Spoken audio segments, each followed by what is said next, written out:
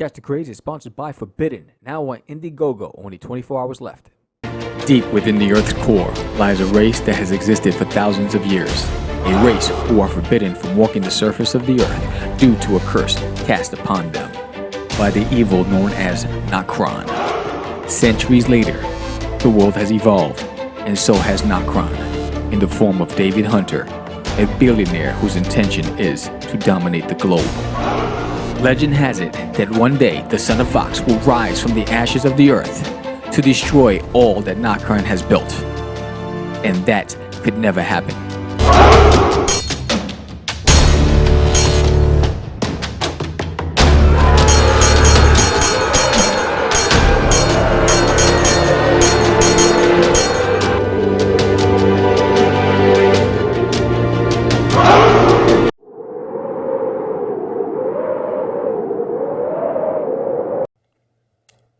What's up, Georgie? Who do we have on the show today?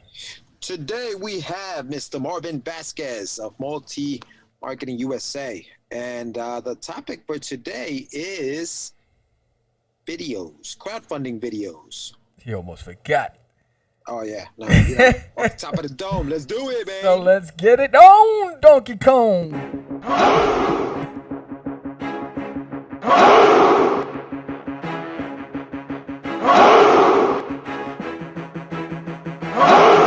We are the only show for independents all around, giving you a platform to spread your word all over town. Catch the Craze is the place to promote to your fans with the dream of Medina and Sam the Crazy Man. Subscribe to our show and never miss an episode. It's time to get your mans, listen to us on the go. Updated every week, we've never missed a day. Join the squad, come on in. It's time to catch the Craze. If you are an independent, catch the Craze. Making moves on your own, catch the Craze. On your grind in the streets, catch the Craze. Join the movement, catch the Craze.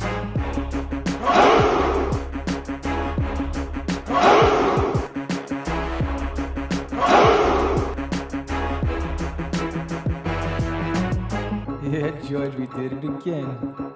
Come on now. You know you want to do it. Catch the Craze.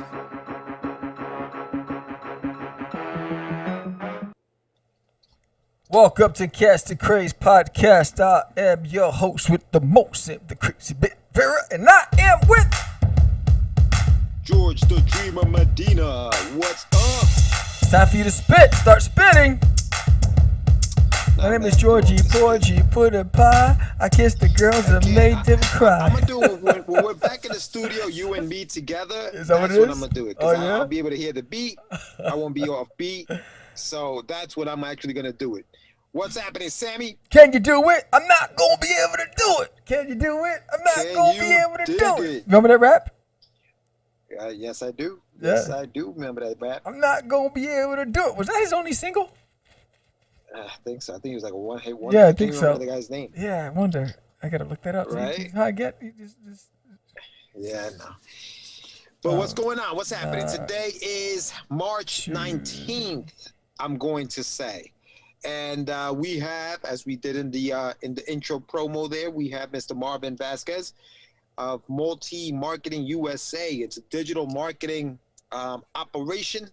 Yes. It's a very he's been doing this for a while. He's actually just made, back in January, he made the top 25 digital marketing and digital agencies in the U.S. according to Design Rush magazine. So yeah, so he's doing big things. He's going to be on here talking to us a little bit about his background, what he does, how he got into it, and how it can help us, the indies.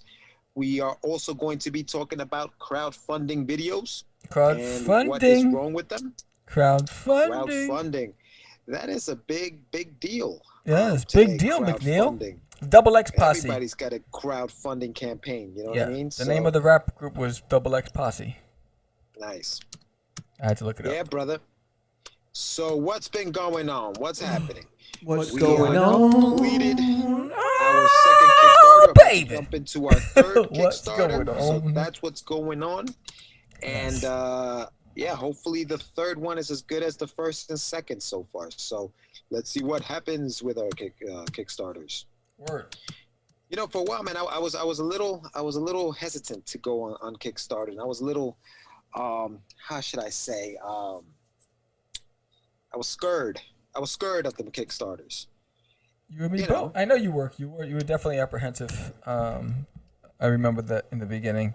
You're like, ugh. Especially when we had a lofty goal for the first one. Wow. What were we thinking? What were we thinking? We went in. You were thinking. I've been thinking. You were thinking some big things. Yo, it's like you know what? Here's a true test, right? You go in and we had this conversation with a guest. I think it was 2 episodes before this, or I don't know. I'm not sure. We had it, and we were talking about boxing. And I was talking about, he said the first time they put him in the ring when he went to learn how to box, they put him in with a seasoned boxer. And that's basically what they do, because they want to see where they need to work, what they need to work with you, what are your deficiencies, your foot movement, your coordination, reflexes, all those things. Yeah. And so that's basically how I looked at Kickstarter. I looked at Kickstarter as that seasoned pro. You know what? I'm going to go in. I'm going to go in hard, and let's see if I can make it, walking out of the ring instead of laying down looking the canvas. And we walked out of the ring. Nice. Yeah, I mean, listen, I think that, and they tell you this, like when you're doing your Kickstarter campaign, they tell you, you have to make sure that, you have to do the math. How much money are you going to need to get this thing going, and what is, your budget, and break it down and all this other stuff. So yeah, I mean, some of these things are going to cost a lot of money to put together, so you have to, practice accordingly. And I think that we've been fortunate in that we found a very cost-effective, shall I say, artist. The printing has been everything has been done in a cost-effective way. I'm going to say that. And so we've been fortunate with that. Yeah, no, I think everything, I think it starts there first. I think you have to set your budget in the beginning. And it's like, all right, this is what we have to, we need to play with in order to make it out of this. I mean, and dollar for dollar. And, right now it's just operational cost. There's no revenue coming in. But it's, as long as we don't hit red, we stay in the black. It's just flat, operational costs, pay dollar for dollar, not having to, pull money from other resources, just take what we've earned and put it back into the pipeline and keep feeding the fire. And if we continue to do that until we build momentum and start bringing in revenue, I'm good with that. But in the beginning, it starts with understanding your budget and sticking to that budget. Yeah. And that's the thing, sticking to a budget, right? That's probably one of the hardest things to do. Yes. Because like whenever you have an idea, you want to just put it out there. And it's like, okay, well, is it within budget? Yes. Yes. I mean, I can tell you right now, there's a lot of things that I'd like to accomplish, but it's just not possible. Yeah. And when I look back at when I was employed and I wasn't the starving artist, which is a scary thought. When I was employed, I would take my own hard-earned money because I had it, and I'd reinvest. That's not the case anymore. So now it's got to be whatever we generate from Kickstarter or from sales to be able to reinvest until we either connect with a publisher or a licensor and get the product licensed and get it out there to the public. And I think that's why these crowdfunding campaigns, especially for independent artists, has become like the go-to thing, right? If I have a project that I want to put out there, let me get a Kickstarter. Let's get this thing going. I mean, if the big dogs can do it, then why can't the little guys do it as well? You know. But with that being said, Sam, why don't we jump into what we're talking about, which is because you're acting up. Video discretion is advised. So we're gonna go into get your meds because this guy just jumped the gun. There was no witty banter. There was none of that stuff. Dude, what's up with that? We do the witty banter. All right, you want to hold off? We can hold off. We can talk a little more. I'm witty. You're banter. How about we that? can do it. We can No, do it. no, We no, can no, do no. it, Witty. Not gonna be able to do it. So we're gonna go into get your meds.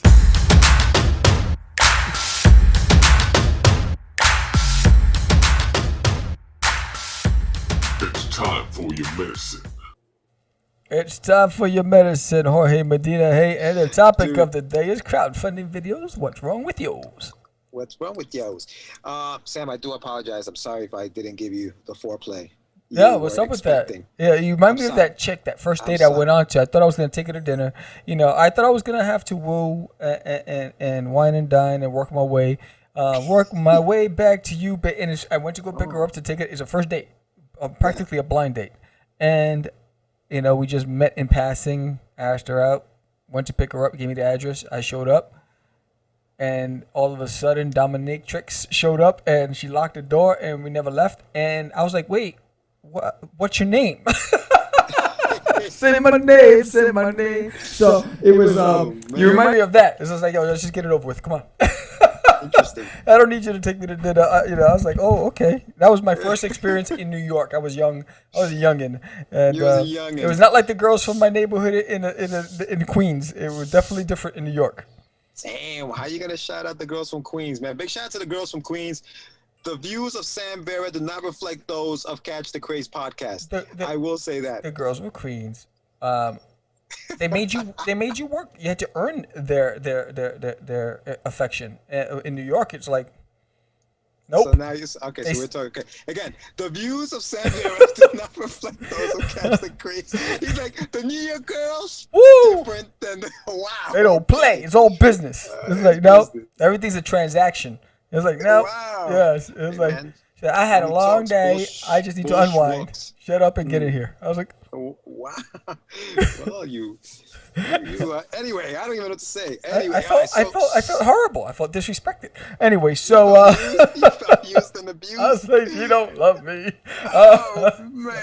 But anyway, crowdfunding videos. What's wrong with yours? Good thing what's this wrong is a with mature yours? audience show. I already have that dude. feature on YouTube, so Good. so that's already done. But It normally isn't though. You know what though? Honestly, there's nothing wrong with the conversation we're having. We're no, we're I'm talking not about- using any. I'm just use your own 80%. imagination, right? Exactly. But I'm just saying, New York is just a trip. But I had to grow up quick in New York. I was like, yo, I thought I was smooth until I got to New York. I was like, I was not a player. I was being played. I was like, got to New York. I was like, player. And then I go to New York. I was like, what? Who's in control? I thought I was in control. It's like, they were driving. I was like, I'm in the passenger seat. You were just a passenger, man. I was like, ¿qué pasó? Just like me right now, I'm a passenger. Look No, at my you're in the dates. back of you're still back in that Listen, police car. Don't worry about my I don't know police what car. you did. We 'Cause have I'm to get the locked show. up, We they have to won't get the let show me done no out. matter what. I don't know. No This matter is 2 what. weeks in a row the now. world Last may week I was here. to This week us. I'm here. But whatever. Anyway, Yes, videos, bro. yes. Videos. Pay We're your talking about bills. videos. Pay your bills. Videos. Yes. So crowdfunding videos. what's So wrong the with reason yours? why I thought about this is because I was on Backup Horse. Rob Anderson hosts that show. And basically what they do is they bring on people who have crowdfunding campaigns and they critique their videos. And it was very informative because they critiqued ours. And at the time that they critiqued it, we had a 14% playthrough rate. And so, they went in and they're like, "Are you okay with us?" I said, "Yeah, go ahead. I got thick skin, And so they went in and they gave me some really strong criticism on the video, and I took it all to heart. And immediately, it was probably like half hour after the interview was over, when I was on the show, I uploaded the revised video, and now and then a couple of days we had 25% playthrough rate, and so I was like, all right, so it brought up the idea like, what could be wrong with your video, and how can we improve your playthrough? Yeah. I think the big takeaway from that is you have to be able to take the criticism and not just listen to it, but apply it. Yes. Right. So it's easy to just say, all right, these guys told me I should be doing that, but you know what? I really like the way it is. I'm just going to keep it as is. There's a reason why some of the people and it depends on who it's coming from too, right? Like, I guess sometimes, and I think that's human nature. If it's coming from somebody you really don't respect, I'm going to you're probably not going to use the advice. Right. If it comes from somebody who you feel like, all right, you know what? Those people know what they're talking about, you're probably going to be more likely to use the advice. But Right. so that's I guess that's a thing. Make sure that the advice is coming from somebody who is credible, has done it before. Take your pride and out of not it. I think just- the biggest thing Yeah. is, all right. So if you just went on my persona, you would probably say, oh, damn, if we give him feedback, how's he going to take it, right? Because I have a larger-than-life attitude, a personality. But I'm humble enough to be able to take criticism from anywhere. You know what I mean? And so for me, it's like, if you don't know me, you're going to be apprehensive. But if you know me, just tell me. Because what happens, this is what happens. Immediately, I might not have a reaction. But when I walk away, I'm processing. And I'm doing, it's like the matrix in my head. I'm analyzing the data. And I'm like, all right, is there any truth to this? Blah, blah, blah, blah, blah. Where is it coming from? Blah, blah, blah. And so that's basically what was happening. So as they were hitting me, I'm analyzing. And I'm quiet. And I'm processing. And I was like, all right, I get that. All right, I get that. And then I react. So, and I react with action. So I think it's just about, if you're going to be in the public sector, then you have to have a thick enough skin, and you have to be humble enough to be able to understand that, you're going to get information from all angles. Doesn't mean you have to jump on it. What you need to do is just process it. Weigh your options, and then try, and that's what I walked away. I said, these guys have been doing this for a long time. One of the guys on the show is JD Calderon, who's a Kickstarter expert. And so I'm like, all right, there's some credibility to what these guys are saying. I'm okay with what they're saying. Even if they went even harder, because they went in. And I was like, all right, this is my second Kickstarter. I'm not an expert, far beyond it, so run with it. And I think that's the biggest thing. Yeah, I was looking online when you said about the topic, and I was looking at, I referenced a website called crowdfundingfocus.com. So if you guys get a chance, and if you guys are trying to start, a Kickstarter and aren't sure what to put on your video or how to create your video, I think this is the perfect video for you to be listening to, because I just want to break down a couple of the things. And Sam, I just want your feedback on some of these things. So crowdfundingfocus.com had a small list of things that you're going to need to create this video and what makes it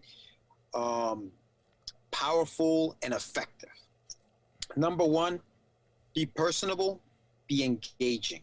Yes. Okay, when you're creating these videos, don't be afraid to get in front of the camera and talk to your audience. I think that's one of the things that, Sam, on the video that you made for our Kickstarter campaign, you were looking at the camera, you were engaging, you were smiling.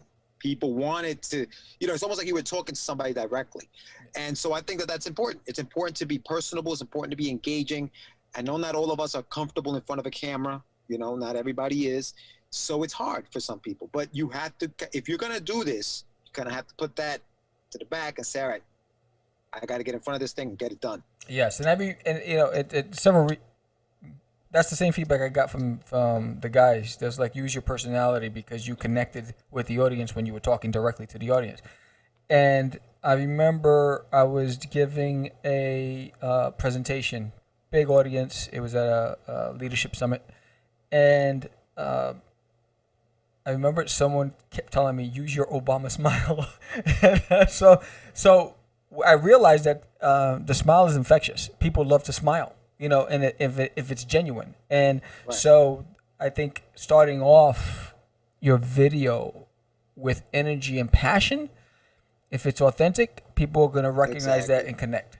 Yes, and I think that's key, being authentic. Yes. Make sure that you are being authentic and you're not just faking it, because they can tell. Yes. The other thing they talked about was, don't try to wing it. Plan it. Plan this thing out. Know what you're going to do, and make sure that you plan it out. You're not just getting in front of the camera without not even without an outline or anything like that. They encourage a script. I don't know if writing a script, is, I guess, if you're comfortable with that and you're going to learn your script, that's fine. But the biggest thing is that a poorly planned video will be in danger of being boring. Yes. So you don't want to be boring. Yes, Okay? in fact, I saw a video out. today where the guy, you could see he was reading off of either a teleprompter or a piece of paper that he had stuck by the camera, because he kept looking and reading, and so he lost me already because he wasn't genuine. And he is selling your product. You should be. So what I did when I did the video was I outlined every subject matter. So every portion of it, I said intro, update on the crazies, additional characters, the female characters. I wanted to highlight them, recognize the audience and say why we need the audience. And I broke it up into segments. Then from that point on, I just hit record, and I did a couple of takes on each one of them, just to until I felt it was right. But it was all coming from my heart, and I know the product, I know the characters, I believe in it, and so I just wanted it to be organic. But I had an outline. Yeah, plan. So the other thing that they said, and this was interesting, is don't mention too many rewards.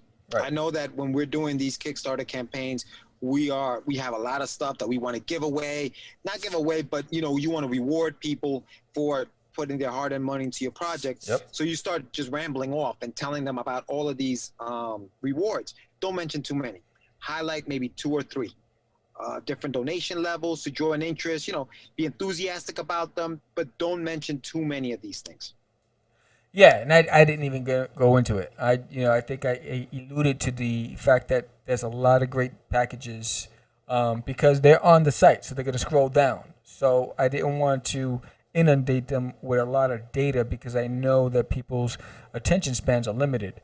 And so they're just looking for anecdotes and enough to be able to make a decision at the moment. Should I continue and scroll down, or should I bypass and move on to another Kickstarter?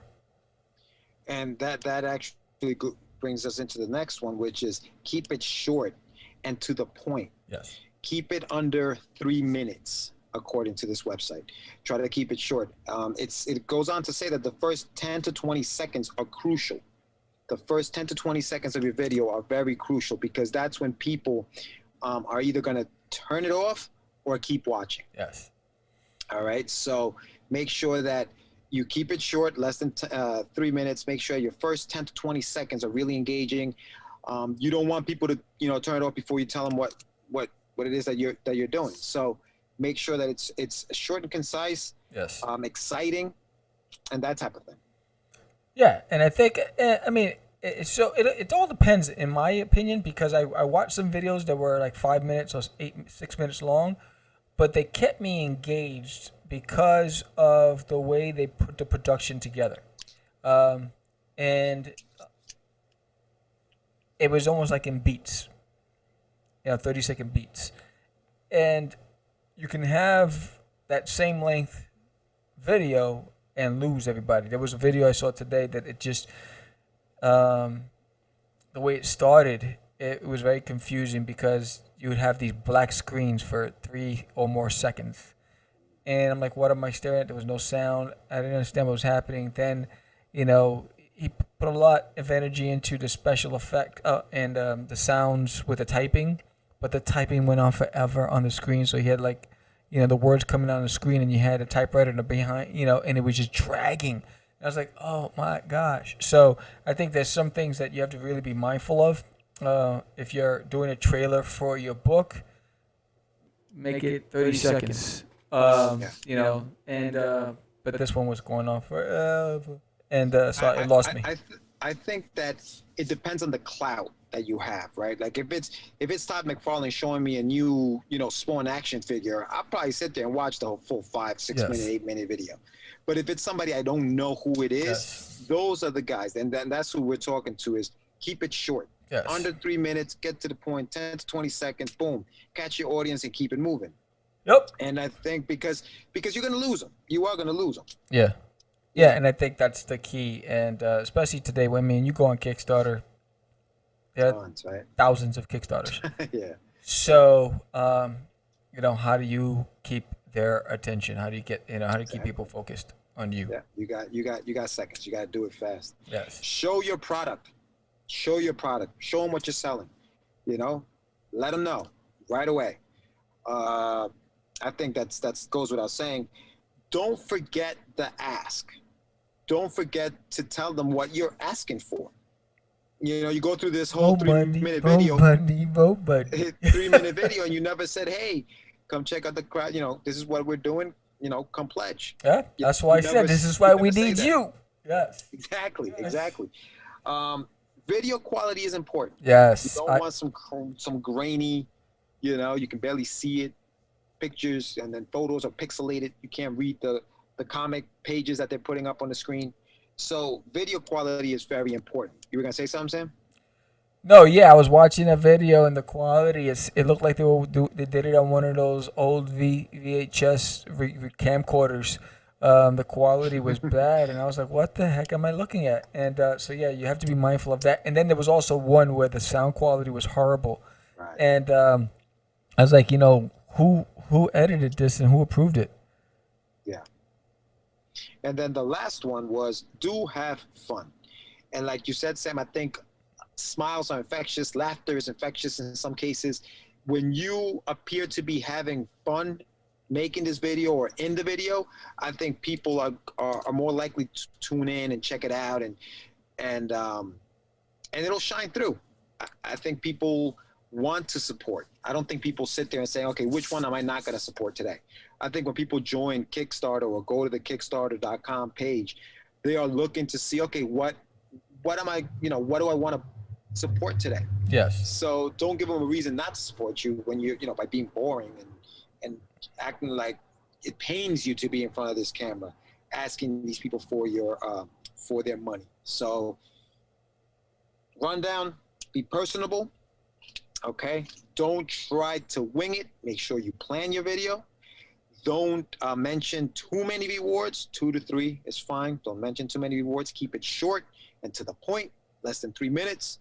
The first 10 to 20 seconds are crucial. Make sure you capture them in that amount of time, because they may just click on to the next one. Like Sam said, there are tons and thousands of other Kickstarter campaigns that they can go ahead and go pledge to. So make sure you grab them right away. Show your product. Don't forget to ask. Make sure your video quality is top notch, and have fun. And I think that those are That's the very biggest thing. You have to points. come off, and it has to be like you are enjoying what you do, and you literally love what you do. And I could tell you, I wake up every day living, breathing the Crazies and the Crazy Man, and every day I'm thinking of a way of promoting it. I'm doing a skit, drawing another piece. Right before the show, I was on my tablet coloring a cover piece. I was on a show today promoting on somebody else's podcast promoting. So I think you gotta love what you do. And if it doesn't come off, and if it's like work for you, then change professions. That's because it'll come through. It'll definitely come through. People can see through the BS, so to speak. So if you're in front of the camera acting like you are this, whatever, or you don't want to be there, it comes through. You have to be genuine. You have to be who you are. Yes. And have fun doing it, man. This is supposed to be fun. I'm having fun. I love doing this. I mean, I wouldn't be in the back seat of this car if I didn't like doing this. So I like back seat of the Popo's car. Backseat of the Because Jeep. I'm locked up, they won't let me out. Told you. There's another song, Backseat of My Jeep, the Swinging Episode. Remember that song? Yeah, no, that's not. That's your song. Your song is Bad Boys, Bad Boys. What you gonna do? Bad Boys. Oh, man. So there it is. Get your meds. Get your Medina Hay, Jorge Medina Hay. Videos. Make sure you check out the show. And it answered a lot of questions, I think, about videos and what you should be and not be doing during the video. So check out crowdfundingfocus.com. A lot of really good stuff on that website. Very good insight into the crowdfunding world. Remember, it's not just Kickstarter. There's Indiegogo, there's GoFundMe. There are tons of different crowdfunding campaigns. Yes. Yeah. So this is just, Kickstarter is just the one we're using right now. Yes. So. And our guest is in the waiting room. All right. So which is perfect timing. So I'm going to go to a skit, and then we're going to bring him in. Sweet.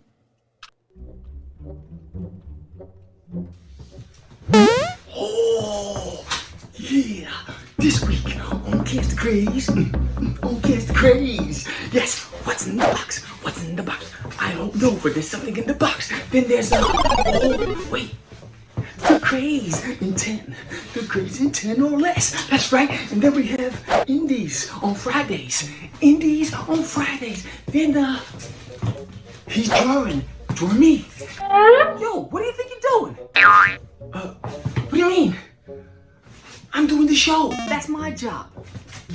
I'm taking over. Oh, hell. You're just a turkey. I'm Javin. I'm famous. They love me. You're gone. Goodbye. Get over here.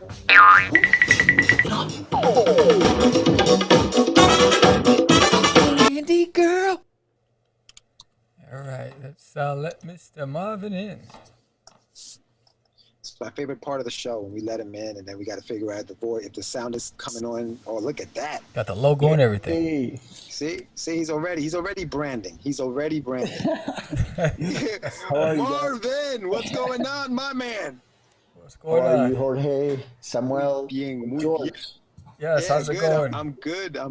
This is Sam. I don't know. I don't think you've ever met him, right, Marv? Sam, No. Marvin. I heard so many things about Sam, but I never met him. Yeah. George has been talking. He's been talking. I've been talking too much. Welcome. So for everybody watching, welcome back to Catch the Craze. This is Mr. Marvin Vazquez. He is the brain behind Multi Marketing USA. And I'm happy that you're on the show, Marv. It's been a long time coming. Should have had you here a very, very long time ago. Tell everybody out there who Marvin Vazquez is before we even start going to the whole multi-marketing business. Tell us a little bit about yourself and who you are, where you come from, your background. Well, first of all, thank you guys for having me. I've seen your shows, I've seen your clips, I've seen your past personalities you have had on your podcast, like Jonathan Syfax, and he's a legend. He's a Special. legend in the comics. He's a legend. It's special.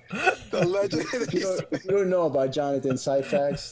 You don't know about comics at all. So I think that you need to get to know him. It's so thank you for having me here. We'll talk about Jonathan later on. Yeah, we will. But well, my name is Marvin Vazquez. I'm the founder of Multi Marketing USA. It's a digital marketing agency here in New York.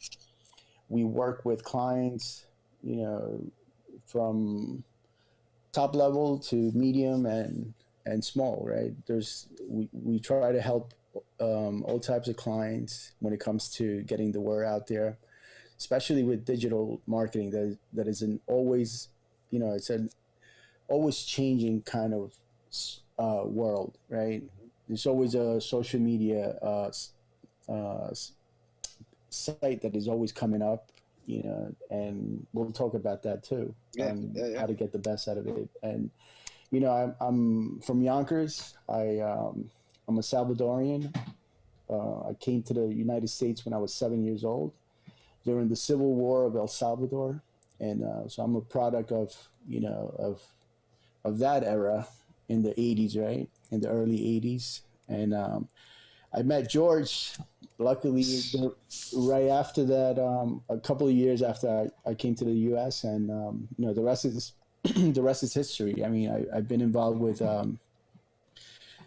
digital marketing for the past 10 years now. And it's in my initial steps with digital marketing was actually in 2003 when I started an e-commerce website, and I still own the domain, so I still have the record to prove that I started in 2003. But when just like everyone else, and I think this is part of why you guys invited me today to talk about how to get more exposure online, but this is the reason I start with this story, because I started in 2003 with an e-commerce website, and it was not, I thought just create a website and boom, the traffic will come. and it was not like that. So I learned my lesson. I went through that learning process, and when the market crashed in 2008, I was mandatory. I came into the space of digital marketing. Right? I ended up taking the chance, the opportunity, and I felt like it was a space that was growing. It was making a lot of noise with Facebook at that time, but I didn't know much about social media. I didn't know about how to get, myself promoted or my business promoted online, and nonetheless get others promoted on the networks, right? But so in 2000 early 2009, I believe it was March or April, I get a invite from Google, and that's when they send me one invite. The first one I ignored because I said, why do they want something with me? I don't have no presence online. I have nothing. But I was doing some blogs. I was doing a lot of blog content. I was writing content on different blogs. And, if you know anything about Google is all about content, right? Original content. And so they sent me a second invitation, and I said, you know what? Let me just reply back. And I replied. They invited me to their office on 8th Avenue in New York City. And I will say the rest is history, because I saw the big picture at that workshop that they gave us. It was 90, about a little bit over 90 digital marketers on the room, in the room. And I will say I was probably the least experienced one inside of the workshop. And but what I saw, what they told us, what was coming at the local level, it just, it lit me up. And I said, you know what, I'm in the right space. I'm going to learn as much as I can.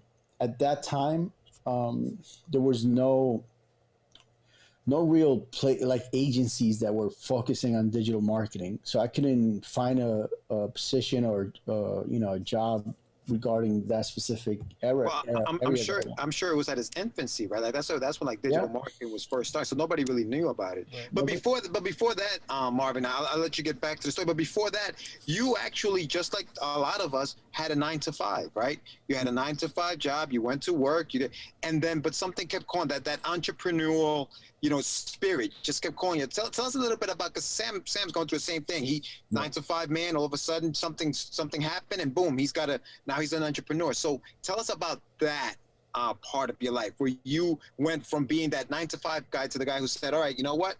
I'm an entrepreneur now. I'm doing this full time. This is what I'm doing. So, yeah, that's exactly what I was doing, Sam. I was doing 9-to-5.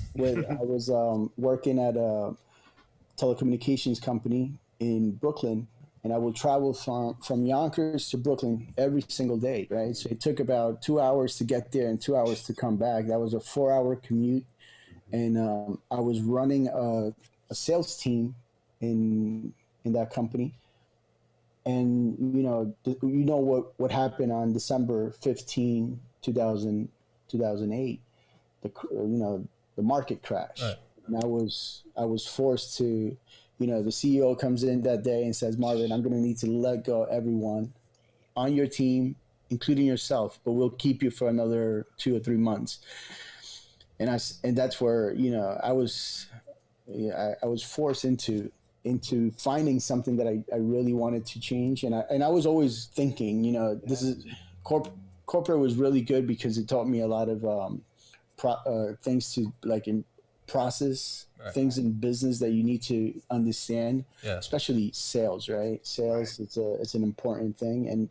And this is why I feel I'm very effective with my clients, right? Because I know the selling, I come from the selling part of the business. Right. And when I learned marketing or digital marketing, I knew how to position even, content, what triggers people to at least listen or read that piece of ad that they're going to click on. Right. So that was my initial, that was my experience from 9-to-5. I was working, full time, and it wasn't 9-to-5. It was more like 7 to 8. That's right.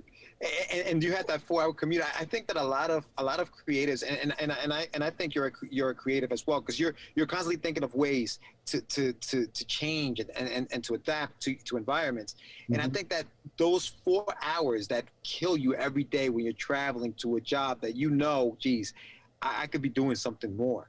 And I remember back in 2000, I think it might have been 2010. I think I was coming out with one of my books, and you had Sun Cyber. That wasn't was that that was the one, right? Sun Cyber. So Sun Cyber was almost like it was. Tell us what Sun Cyber was, because that was your first like dip into that pool, right? San Cyber was meant to be an e-commerce website. Right? What we were selling, it was electronics from the U.S. to El Salvador, so people will make the orders. And back then, the only processing as far as credit cards we had was PayPal, and the fees were up to here, right?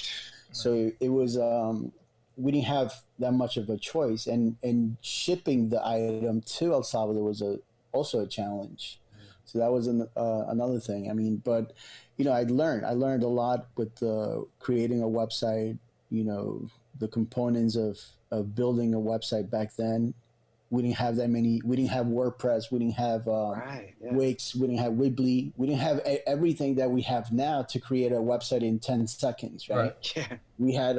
I used Dreamweaver and Flash back then. Yeah, that's right. San Cyber was Dreamweaver and Flash. Yeah. There you go. Well, and then we created another one with. Then we changed San Cyber into like a news type of site where we use Front Page. And Front Page was really good. I don't know why they got rid of it, but it was a really good tool to create websites. But yeah, it was not an easy time.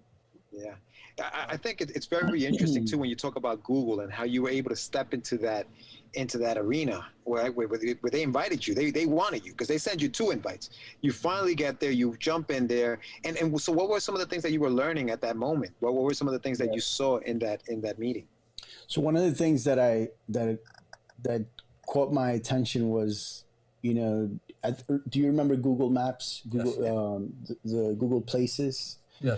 So Google Places was going to take over local, and this is what they were pushing at that workshop. They were saying, Google is investing over $1 billion into this infrastructure, and they did. Remember, they had they mapped out the entire world, right? Yeah. So they knew that was going to be focused on the local businesses, and they said, look, this is why you're here, because we're inviting you to be part of this, because we'll give you credits to your clients where you could give them credits for ads and they did. I mean, they will give us. They invested a lot. I mean, every digital marketer that was there got $1,000 in Google credits every week. So we will go out and give. I will go out and give those for free, because that was the initial. It was like a really good way to go into a business and offer that and see if they will want to try digital marketing. Right. And even then, you had a hard time convincing people it was free. But that was part of San Cyber's, ascension. Yeah. And so when did you leave Google, that whole experience, when did you decide on Multi-Marketing USA? Like how did that come about? Mm. So I spent 2 years just doing consultations with local businesses, and I was just consulting them, giving them, either doing campaigns for them online or, letting them know what to do as far as consulting them on how to create those campaigns online.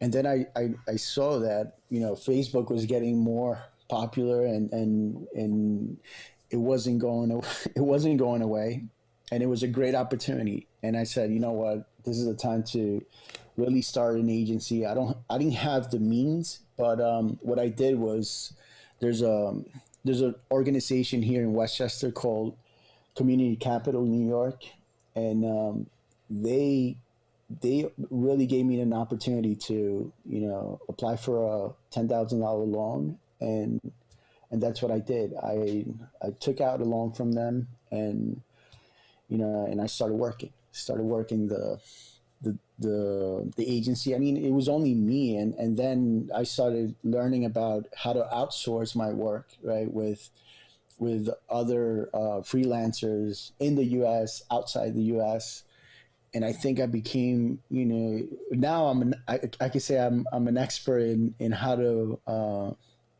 deal with freelancers outside the US, right? And because I have had the experience, I have freelancers that till today, they've been with me for the past 8 years working with me. So it's but not you always have a process, right? Nothing starts like you get everything at the start. No, you have to go through a lot of like they say, you have to kiss a lot of frogs, right, to get the princess. But that's what I did. Oh, that's amazing, dude. I remember when we used to have the campaigns. You would walk into local businesses and help them grow the presence, their business presence, whether it was online or whether it was through the public and stuff like that. And I think that was very successful. Now, as far as the digital marketing, right? We hear the term digital marketing. Tell us what digital marketing is. So, digital marketing is a lot of things, right? What you see online. I mean, we all go into social media. We see the ads. We all go to Google, do a search. We see more ads, but that's part of search engine marketing is the paid ads, right? So that's one side of digital marketing, but once you know how to combine and make it create a combination of that, digital marketing will be it's just another means of how to promote your services and products online, right? And there's so many ways. Like, for instance, authors of comic books, right? You have so many freaking social sites you could go into and start creating content, and also promote your services at a low budget, daily budgets that you could work with. Creating content that's content marketing, part of digital marketing, right? If you go into Tumblr, Reddit, and you start writing stuff, and start building that community within those platforms, you start generating, the attention of that audience you want to target. And what we do a lot is when we start working with digital marketing is that we push the product or the service into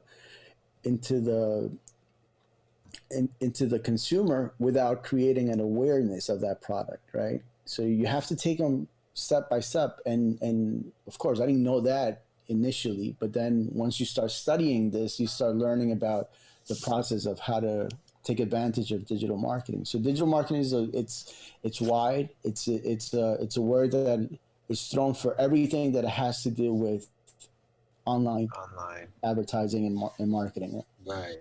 Yeah. What are some of the things, like, as we're independent artists. We have these comic books that we want to put into let people know that they're out there. What have you found is the most effective way to get somebody like us, who most people don't know, to start getting our names out there? What are some of the most effective ways to do that? So with you guys, there's a lot of ways you could go about, right? Like, now you have places like apps like Telegram and Accord, where there's so many communities, right? I belong to 5-6 different communities, some about digital marketing, others about crypto. I'm interested in learning about crypto, right? So I start getting involved with these communities. And first, what I do is I start listening. Listening means reading about all these, what they're putting out there, commenting and stuff like that. And then once I feel comfortable, I start I start contributing into these communities.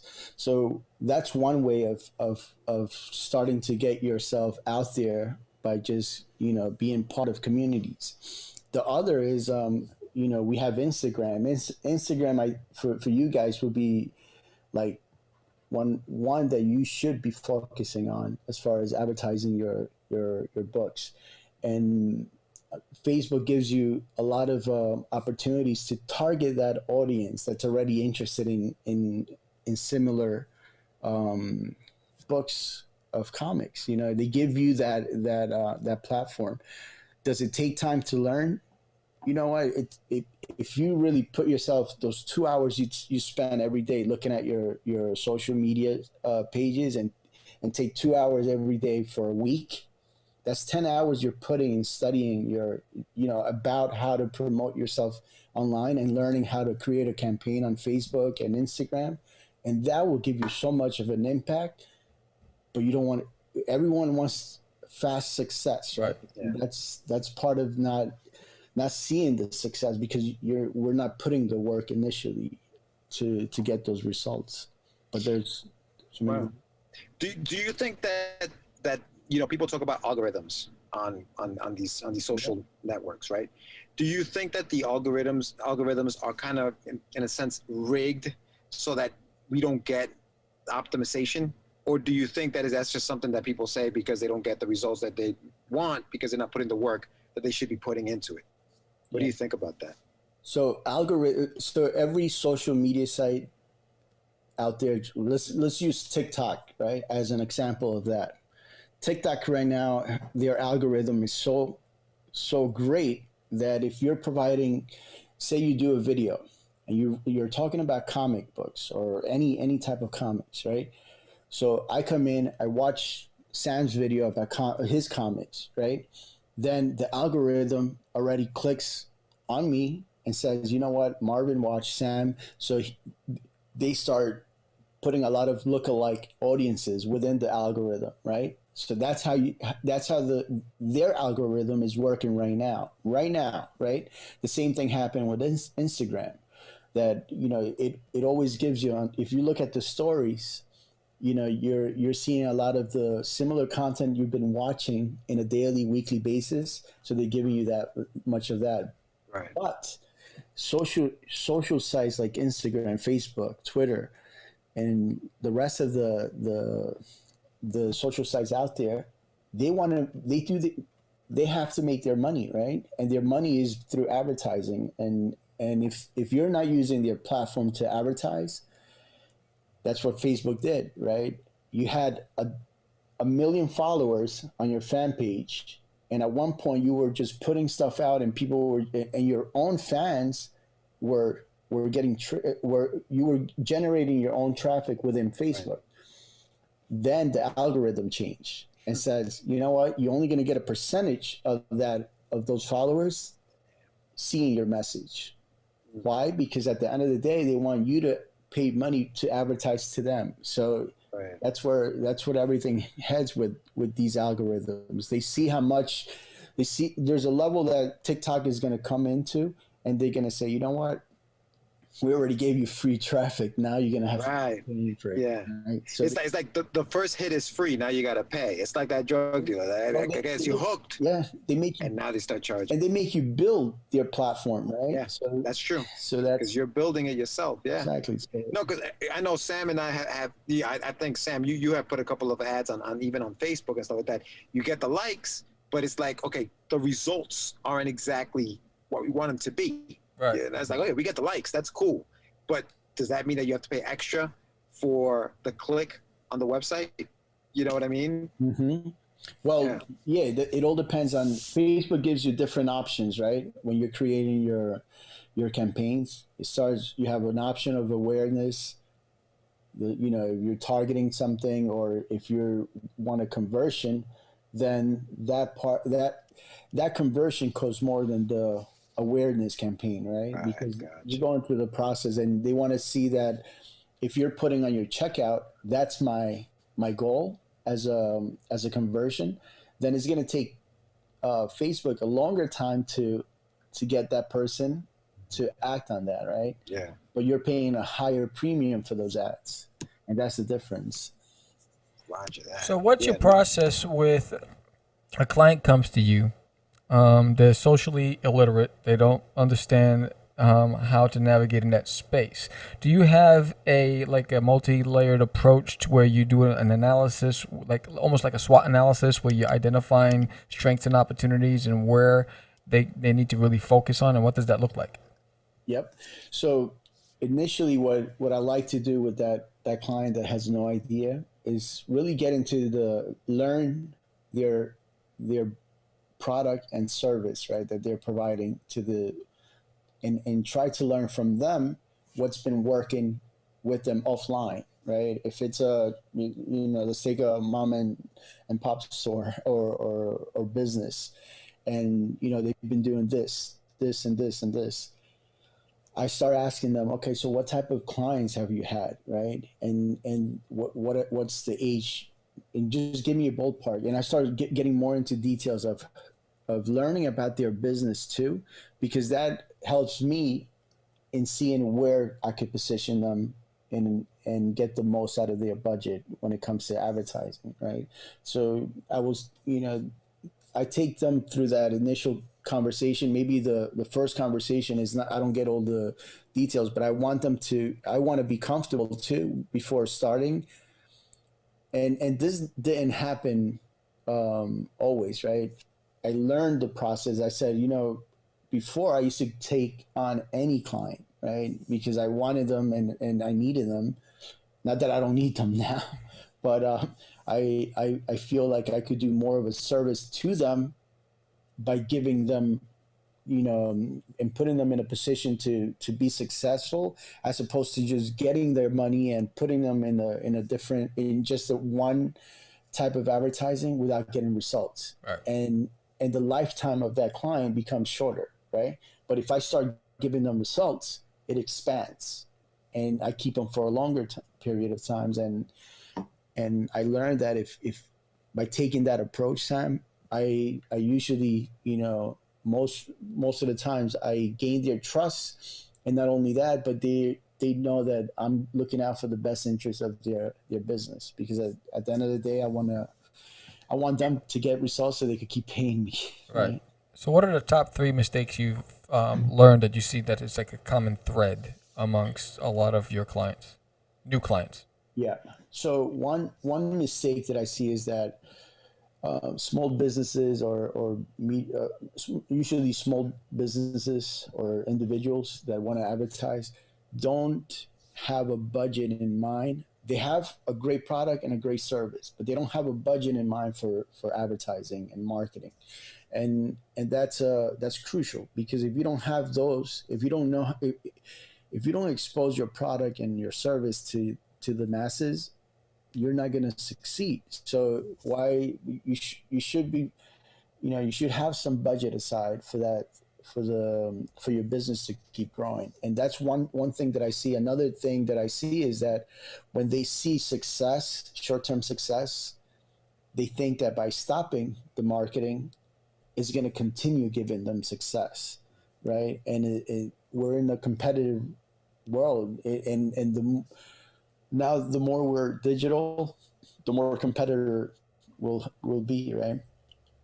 So in March of 2020, there were probably less competition online than what there are now and what's going to come, right? Because if people know that you're not going to put a sign or put a newspaper ad, everything is going to head here, and that's where everything has been heading now. So those are 2 of the things that I see, not having enough budget in place for their products and services, and not having continuity with their marketing plan to keep growing that service.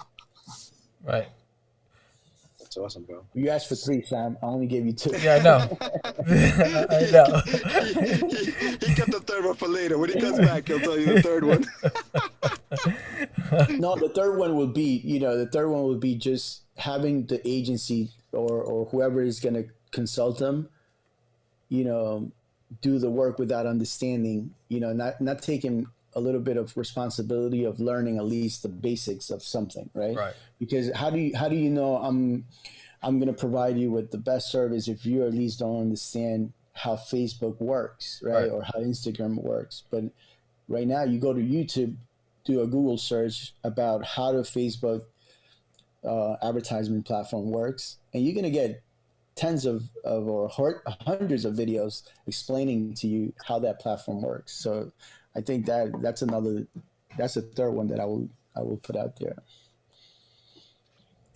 Marv, your website is amazing, dude. I'm on Yeah, I it checked now. it out. I love the way Yeah. it navigates, and when you just use Yes. the scrolling on your mouse, it It just just opens changes up. page The to page. windows Like a window. open up. Yeah. It's really, really Well, dope, man. We're a window of opportunities when it comes to That is awesome. You know what I was looking for, Marv? I was looking for the papaya peeling video that you were talking about. Oh. When I first booked, when I told Marv about this show, he's like, "Do you want me to go in there and show people how to peel papaya? Like, what do you want me to do on the show?" The one thing you got to know, Marv right now is very low key. He's very chill right now. But Marv's sense of humor, dude, is honestly, when he was talking about like I didn't know when the joke was gonna kick in because you always got to be ready for the joke. Right. But he's actually been very, very low key today. He's actually kept it very. Wait till you get to know him a little more. I'm behaving, yes. He's behaving. That is right. That is true. He's behaving. I think that when it comes to this topic, I guess I get serious, but I'm usually not serious like George's. So do you need a budget for Reddit? Because for some reason, and I don't understand Reddit, so I'm everywhere, right? And Reddit, I'm like, I'm not gonna pay you, and so it's like Reddit's driving me nuts because it's like, oh, you need more commas, and so it won't let me post links if I don't earn enough commas. I'm like, how do I earn a damn commas? And then it's like, buy these coins or subscribe, pay $50 and we'll give you 500 whatever. And I'm like, I don't have to do that in all the other platforms. Why is it so difficult on Reddit? So what's the secret to Reddit? So that's one of the platforms I used to do a lot of on the affiliate marketing side. I used to do some work with Reddit. Right. And what they want you to do is, like you said, if you're gonna put a link out there, they want you to pay for it, right? Yes. and that's how there's subreddits, right? Yeah. Subreddits that you're able to promote and go for those targeted. I would say the targeted audience that is connected on Reddit that might be interested in buying whatever you're going to be promoting. So what were you promoting, Sam? I was promoting the books, and so when I go to post, it says unable or they deny it, and then I would take out and I would follow, because they're very complex, right? So if you're going to put anything, they want you to follow everything to the letter. So and they have it scripted out for you. You have to put it this way. And I'm like, you guys are just obnoxious, right? But I see when I look at the quantity or the amount of people that are in Reddit, I'm like, there's such an opportunity there. But I'm like, is the key to my headache paying you mother effers, or I was like, how do I break through? Because every time I try to post, it'll say I can post on my own profile, but when I post outside of the profiles, when I run into problems. So in that case, I will only recommend using Reddit for either commenting on similar topics that your book is about, and create those Reddit followers, those fans within. Right. You just keep commenting. But for you have Instagram, Sam. Yeah. Instagram really, if anything, it's one platform that people are buying and selling. I buy from Instagram. I have bought so many stuff just from Instagram alone, more than I've done on Facebook. I don't think I ever bought anything on Facebook, but in Instagram I have. So I see the potential more on the Instagram platform when it comes to selling books and selling services, right? Why do you think that is? Do you think it's because it's user friendly? Like it's just as easy as scrolling down. Oh, shop now, click. Not only that, but it's visual, right? Instagram is all visual. It doesn't have all this distraction going on like Facebook has. Yeah. And I noticed on TikTok. Okay. Mm-hmm. And I noticed on TikTok also, if you use a certain keywords, they won't expose your video. So I put a video on, perfect example, because I'm always trying to figure out what the hell's wrong here. So I put a video out, a couple days go by, 0 views. So I deleted it. I put the same video up and I changed the hashtag, and then all of a sudden I got all these views. I'm like, what, you know? So it's amazing how they really, really hone in on specific hashtags. Yeah. I just heard something about TikTok regarding that. I mean, their algorithm is they all change, right? But they're getting more stricter. Like I told you guys, I follow either information about crypto or investments, and now I do follow this guy that talks about investments, financial investments, and he can no longer put a video that is explaining about a stock or some type of financial, that is no longer available. And a week ago, I think it was still, you know what I mean? So those things are going to be changing. The hashtags are going to be changing. But TikTok is a really good place, for anyone to start, like you guys, catch the craze, right? Yeah. If you're putting some of those clips in there, wait until you hit 1,000. We probably do already have 1,000 followers there. Not yet, no. Okay, not yet. When you hit 1,000 followers, you could go live on TikTok, and once you go there, live it's a different ball game, right? It really is. Yeah, because on Instagram Live, it's funny because I just started streaming on multiple platforms just a week ago, and so I do Twitch, Facebook, YouTube, and now Instagram. I have more viewers on Instagram than all the other three combined, live. Wow. Yeah. Wow. Which is crazy. Mm-hmm. I believe that because Instagram is, it's very different than, like I said, Facebook. But one social site that you guys should be looking at right now, and take advantage of the free traffic, is Twitter with their fleets, right? The stories. That's the similar stories that they have. Fleets are just giving out so much free traffic. Why? Because first of all, I will say 90% of the users are not using it, are not taking advantage of that. I don't really think. I mean, I have Twitter, but what do you have to have a certain number of followers in order to use a fleet? No, it's almost like so if you go to Twitter and go to your account, it works just as you might not see it on your cell phone version, but if you do it on desktop, okay, you might be able to see it. Yeah. Oh, okay. Interesting. But you can. I'm sorry. You see this? The guys on top. Those are the stories for Twitter. Right. Yeah. So how do you do that? Okay. So you click on your icon, on your logo, on your profile, and you put. Looky! I see cookies. Sam will be on it's over. It is over because you don't understand. I'm a posting beast. He's going postal. It's a game changer.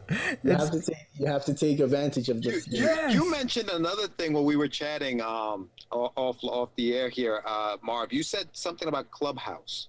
Tell us a little bit about. He said, "Are you guys using Clubhouse? What is Clubhouse?" So, I'm not too familiar with it, right? I just joined, but what I see the advantage for podcasters is that Clubhouse works like it's like it gives you your own space, your own room, and where you can have a conversation with total strangers, right?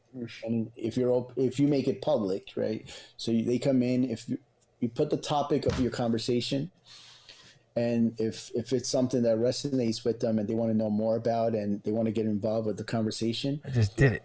Yeah, you did it. Good job. I like the action. I don't play. He's a man of action. I don't play. So yeah, it's a place where you could start, testing out content, right? Like for instance, you guys want to talk about, Jonathan Seyfried's latest girlfriend or something. I don't know. His little comedy skit. Yeah. You could put something like that and see the reaction of people and then do another topic and then just, it's almost like a survey on voice, right? And so I'm learning more about it. I think it's really cool because you could barge into conversations and and have a dialogue with a total stranger that's talking about something that you're interested in, and just it becomes a topic. It becomes a show. It becomes something that becomes a conversation. And right now it's everyone wants to connect, right? Everyone wants to connect in one way or another. Absolutely. So outside of Twitter, Twitch, TikTok, Facebook, Instagram, what else are like the trending apps, social apps that we should be looking at? So anything that it provides you to do some content writing, and I'm focusing on the comics, right? The authors in comics, like Tumblr, right? I use Tumblr. Why not focus on Tumblr? Tumblr is it already has an audience that is interested in reading, right? And another one is book reads.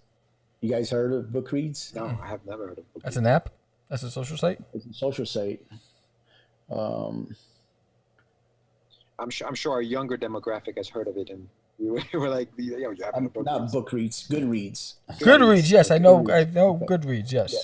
So Goodreads, it's a great place for anyone that is writing about anything. Yes, right? they reviewed a couple of my children's book back in the days. There you go. Yeah. And it's not those are the, why waste your time on Facebook or any other social site when your audience is in here? I mean, is it attractive like Instagram social? No, who cares, right? Right. But you're targeting your audience. So learn as much as you can on how to create content on Goodreads, and then that same audience starts to follow you, and you create your own community within. Yeah. It's interesting. We had a group of artists and writers last week on the show, and they said that the artists got most of their they loved using Instagram, because for artists it's all about the pictures, right? It's all about the visuals. The writers enjoyed being on Twitter because it's all about, you just type in your whatever characters and you post. So it really depends on your creative side, whether you're a writer, whether you're an artist, where you promote or where you post your things on social media, seems like.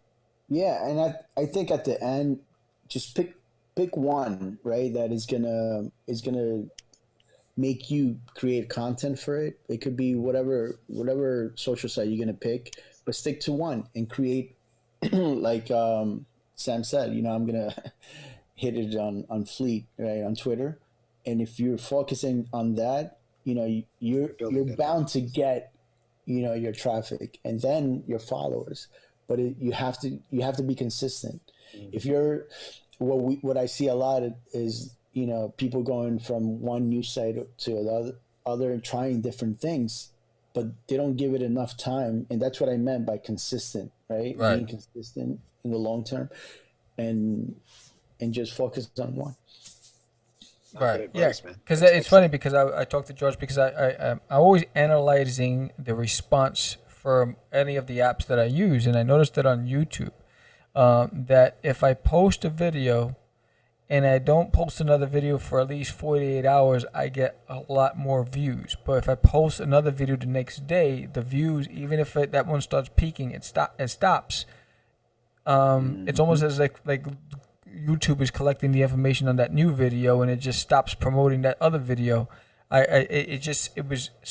decided to test it. I was like, let me see if it's just me. There you go. And I let it play. I didn't post the video for a couple of days, and the views are going crazy.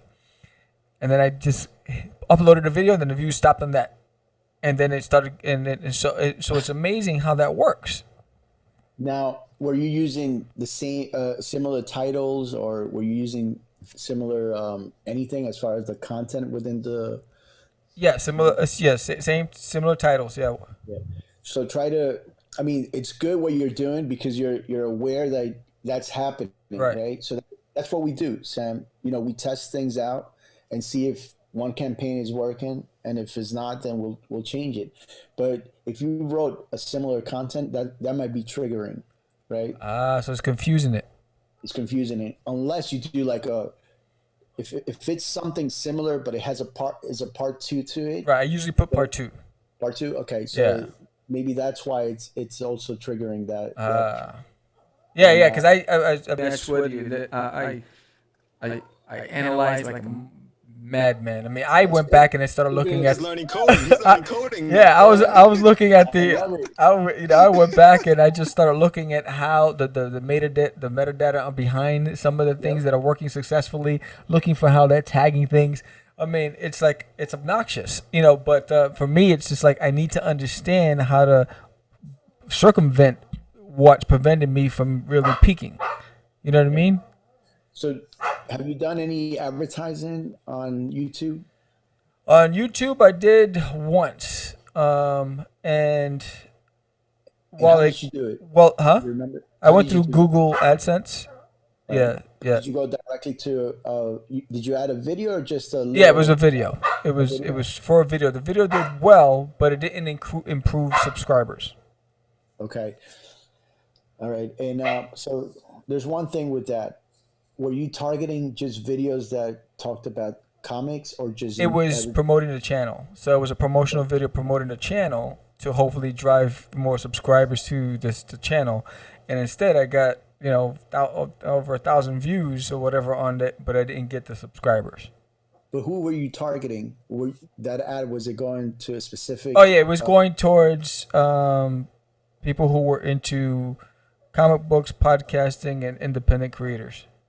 Okay, because one thing you could definitely do is in Google AdSense, Google Ads allows you to do is pick all the videos that you're interested in targeting, and just use those to target your ad, right? So it would only play your ad on those videos.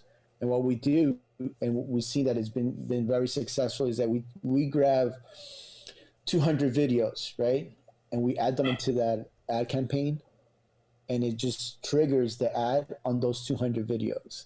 And nice. It's more targeted, right? Because you know that the person that's coming to that video, it's already interested in comics, right? So that's another way of getting closer to that audience. Look at that. See? Interesting. Hey, listen. He's got the glasses on for a reason. This is what he does, Sam. This is what he does. Well, when I saw Vazquez, I was like, all right, cool, because my mom's last name is Vazquez. Oh, yeah? I was like, yeah. Family all over, Sam. Oh, good. I heard Joe Biden is Vazquez. Is it?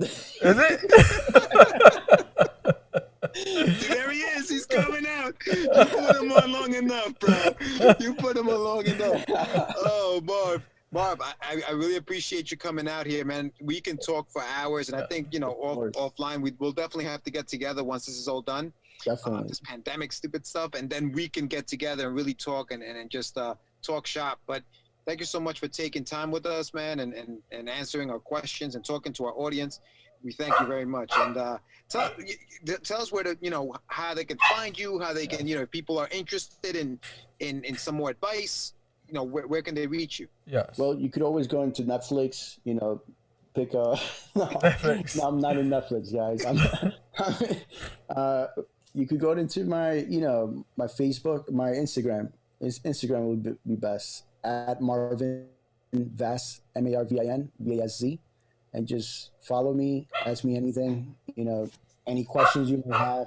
I'm willing to always help out. And give some answers.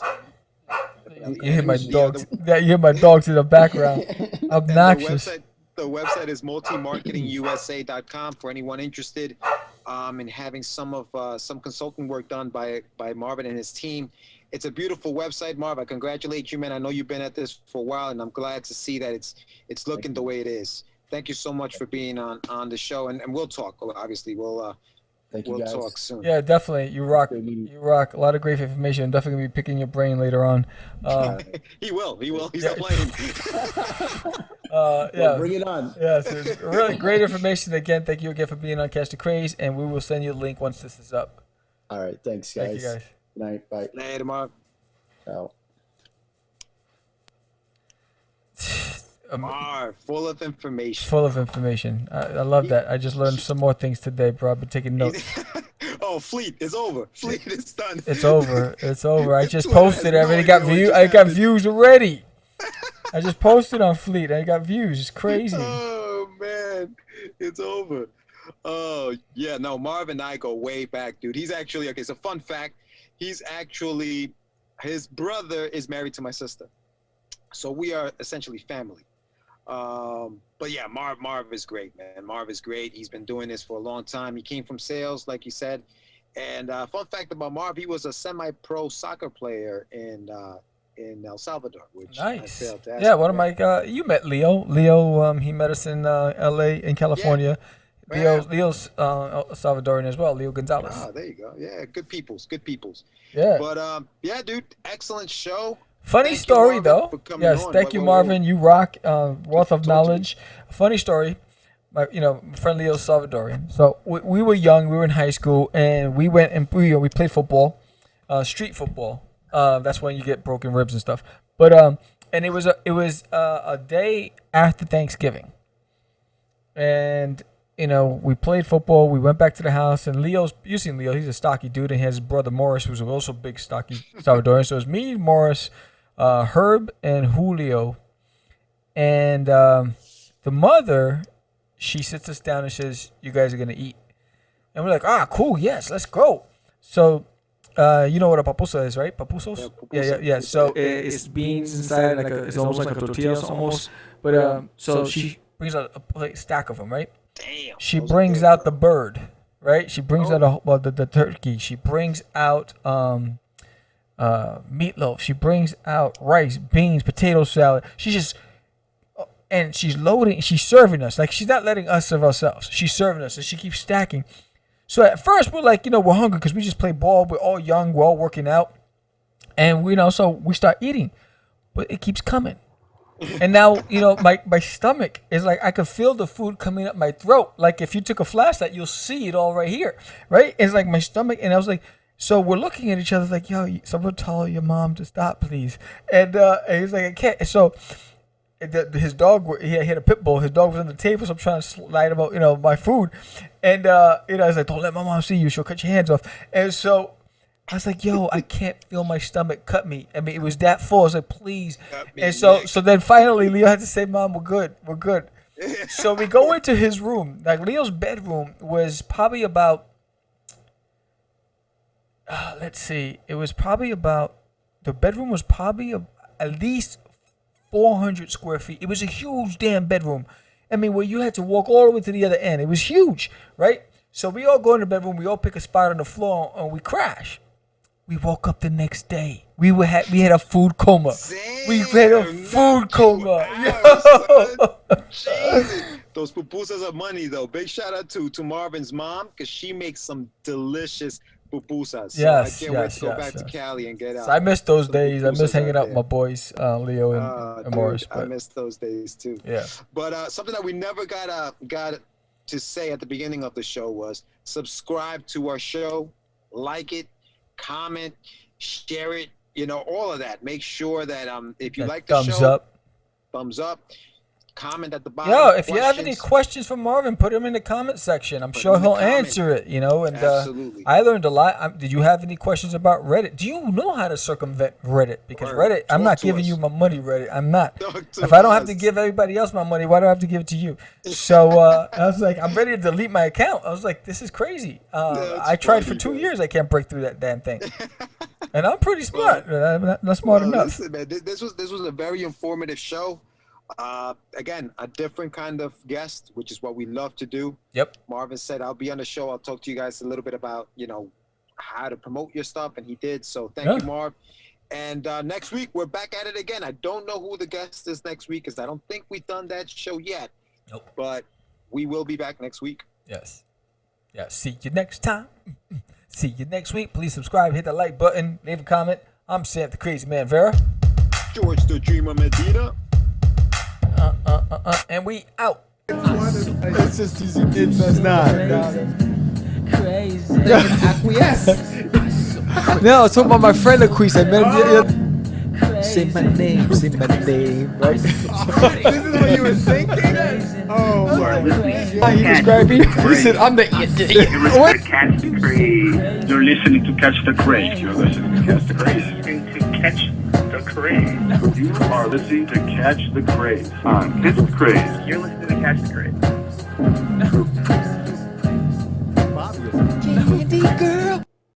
There's still time to make your pledge. Head over to Indiegogo now and pledge Forbidden.